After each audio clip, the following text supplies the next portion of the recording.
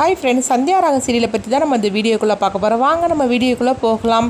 தனத்துக்கும் கார்த்திக் கல்யாணம் அப்படின்னு சொல்லிட்டு பந்தல்கால் நடு ஃபங்க்ஷன் தான் நடந்துக்கிட்டு இருக்குது.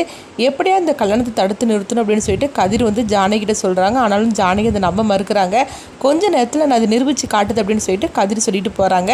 அப்போ மாயாவும் சீனும் ரொம்பவே குழப்பத்தோடு இருந்துகிட்ருக்குறாங்க. இந்த கதிர் என்ன பண்ணி வைக்கிறானே தெரியலையே, இவன் சொந்த கார்த்தியை பற்றி சொல்கிறது உண்மையாக பொய்யான்னு ஒன்றுமே புரிய மாட்டுக்கு அப்படின்னு மாயாவும் ரொம்பவே குழப்பத்தோடு இருந்துகிட்டு இருக்கிறாங்க. அடுத்து பார்த்தோம்னா பந்தல்கால் நடு அந்த ஃபங்க்ஷன் தான் நடந்துகிட்டு இருக்குது. அப்போ கரெக்டாக அந்த பந்தல்கால் நடுவை வந்து ஃபங்க்ஷன் ஆரம்பிக்கவும் கதிர் வந்து தடுத்து நிறுத்திடுறாங்க. இந்த ஃபங்க்ஷனை நிறுத்துங்க அப்படிங்கிறாங்க. இதை கிட்டதுமே ரகுராம் வந்து அதிர்ச்சி அடைகிறாங்க. எதுக்காக கதிர் இந்த ஃபங்க்ஷனை நிறுத்தின அப்படிங்கும்போது எல்லாம் ஒரு காரணத்துக்காக தான், அந்த கல்யாணம் நடக்கக்கூடாது, அதுக்காக தான் இந்த கல்யாணத்தை நிறுத்தின அப்படிங்கிறாங்க. என்ன சொல்கிற, உனக்கு ஏதாவது பைத்தியம் பிடிச்சிருக்கா அப்படின்னு சொல்லி கேட்கும்போது எனக்கு பைத்தியம்லாம் ஒன்றும் பிடிக்கல, அந்த கார்த்தியை பற்றின உண்மை சொல்கிறதுக்காக தான் நான் வாரேன் அப்படிங்கிறாங்க. இது கிட்டதுமே புவனேஸ்வரியும் கார்த்தியோட அண்ணனும் வந்து கேட்குறாங்க, உனக்கு எவ்வளோ தைரியம் இருந்தால் நீ கார்த்தியை பற்றி தப்பாக பேசிகிட்டு இருப்ப, அவன் என்ன தப்பு பண்ணான் அப்படிங்கும்போது அந்த அவன் என்ன தப்பு பண்ணான்னு சொல்லி நான் நிரூபிக்கிறேன் அப்படிங்கிறாங்க. அப்போ ரகுராம் கேட்குறாங்க, என்ன கதிர் நீ தேவையில்லாமல் விளையாடிட்டு இருக்காத, கார்த்தியை பற்றி எங்களுக்கு தெரியும், அவன் ரொம்பவே நல்லவர், அவரை பற்றி நீ ஏதாவது தப்பாக சொல்லிட்டு இருக்காது அப்படிங்கும்போது அப்போ கதிர் சொல்கிறாங்க, நான் தப்பாக சொல்லலை, நான் ஆதாரத்தோடு தான் சொல்கிறேன் அப்படிங்கிறாங்க. என்ன ஆதாரம் வச்சிருக்கிற அப்படின்னு சொல்லி கேட்கும்போது கொஞ்சம் வெயிட் பண்ணுங்க அப்படின்னு சொல்லிட்டு அவங்க வந்து வித்யாவை கூப்பிடுறாங்க. அப்போ வித்யாவும் வராங்க. அவங்கள பார்த்ததுமே வந்து அவங்க அதிர்ச்சி அடைகிறாங்க, கார்த்தியும் அவங்க குடும்பத்தாரும். ஏன்னு பார்த்தோம்னா வித்யாவை வந்து அவங்க கார்த்தியோட அப்பா வந்து கடத்திடுறாங்க.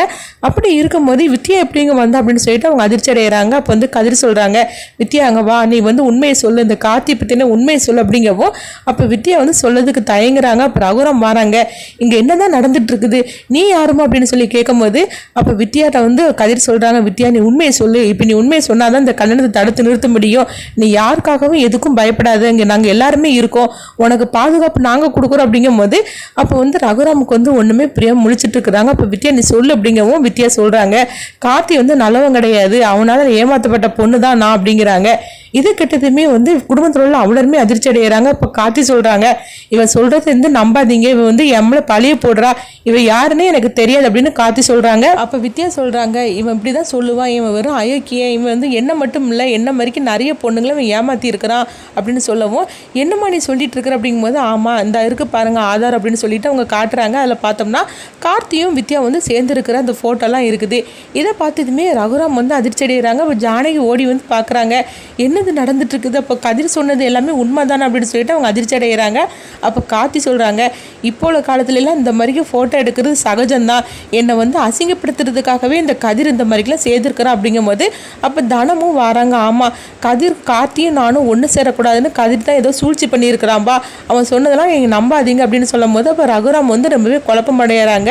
ஏன்னா என்ன நடக்குன்னு ஒன்றும் புரிய மாட்டேங்குது, வித்யா சொல்கிறது உண்மையாக பொய்யான்னு ஒன்றுமே தெரிய மாட்டேங்குது அப்படிங்கும்போது அப்போ வித்யா சொல்கிறாங்க, அங்கே பாருங்க அவன் எனக்கு ஃபோன்லாம் பண்ணி அவன் பேசியிருக்கிறான், அவன் நம்பரை பாருங்க அப்படின்னு சொல்லிட்டு அவங்க ஃபோனை காட்டவும் அதில் பார்த்தோம்னா வந்து எல்லாமே வந்து தெரியுது. இதை பார்த்ததுமே ரகுராமுக்கு உண்மை புரிஞ்சிருது. அப்போ கார்த்தியை பற்றினா வித்யா சொன்னது எல்லாமே உண்மை தான். கார்த்தி இப்போ சொல்கிறாங்க, இல்லை இது நான்லாம் ஃபோன் பண்ணலை அப்படிங்கும்போது நீ எப்படி ஃபோன் பண்ணாமல் உன்னுடைய நம்பர் அதில் வரும் அப்படின்னு மணியும் சிவாவும் கேட்குறாங்க. இப்படி கேட்டதுமே வந்து எந்த பதிலும் சொல்ல முடியாமல் கார்த்தி வந்து திணற ஆரம்பிச்சிருந்தாங்க. அப்போ வந்து வித்யா சொன்னது தான் உண்மை அப்படின்னு எல்லாருக்குமே புரிய வருது. இதை பார்த்ததுமே ரகுராம் வந்து கோபத்தோடு அவங்க கார்த்தி பக்கத்தில் போகிறாங்க.